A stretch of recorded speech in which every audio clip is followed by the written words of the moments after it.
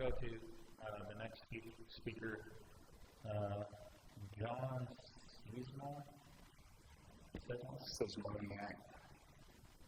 Okay, thank you. And I apologize if I get any names messed up here. Commissioner, I heard that name pronounced so many different ways, so you did pretty good. So thank you. Thank you, sir. I wanted to come and speak with you today. I came before you last September about the alternative subdivisions and the problems, specifically a subdivision out there called Nichols Creek.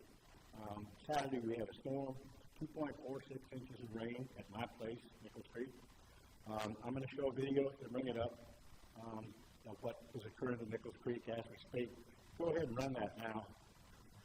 This is ground, this is before they did it. Last year I ran this, so you're going to see what the existing condition. You can see the wetland there to the left. These are the trees. Nichols Creek will be to the right. And I just want to give you a baseline information of what this looks like. The river, Yellow River, is further off to the right. Eglin to the right further, 420,000 acres. That's what it looks like today. The silt fence is all compromised on that right side, which would be northeast. You see the water at the lower bottom of the stream? That's all turbid water runoff coming from that development. See the clear water to the right? This is the turbid water interjecting with it. And it's running down Nichols Creek, headed for the Yellow River, headed for threatened and endangered Gulf sturgeon habitat and various other listed species. This is not a major environmental disaster, but if this continues, it will be. And this is just another example of a cut, death by 1,000 cuts that's occurring to Santa Rosa County currently due to what I consider to be a fairly weak land use code. I did contact the county engineer, Terry Smith, to let him know about it. And I think this just needs to be mitigated, take care of it. Longer term, we get a tropical storm in here. This is not going to work. We don't have enough horsepower out there to hold back all this unconsolidated material. You don't have to be an engineer to see this. This is the length of Nichols Creek, which normally will run gin clear. Gin clear. It's an outstanding waterway. Very few people even ever get to see it. So once again, you can see the runoff running down on the center of the stream, coming off unconsolidated. The silt fences are moving in on. Those are all full and overtopped. They're going to have to be redone, redesigned, and probably beef up some horsepower given the amount of material. You'll see that is a flow that's coming off the unconsolidated material from the dikes they're building.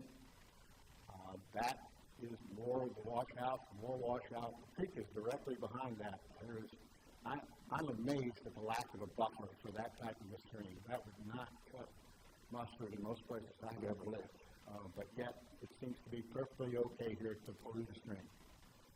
I'm amazed that this was approved. So we'll turn back quickly here and I'll show you the rest of this with the video. Turn here and pan. I think the greatest part of the destruction or the damage is occurring right up here under the tree. I'm going to let finish this just 1 minute. I think it's important for people to see this. No, the damage is occurring up here on the we need to go to another. I understand. You've got enough time. I'm a little confused as to why we're imposing the rules today. We haven't been doing that the way you'll go now. Please. You can see the damage up there to the right.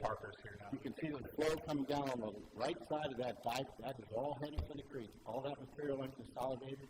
The left side of that silt fence is all full and consolidated material coming off those dikes. That's an 8-foot pond that never existed. It's a lake. It never existed before. It's in a soil type that doesn't drain. So with 2.46 inches of rain, it's already full of water. I think we need to get a handle on this and start to work on some of the problems as we develop this county.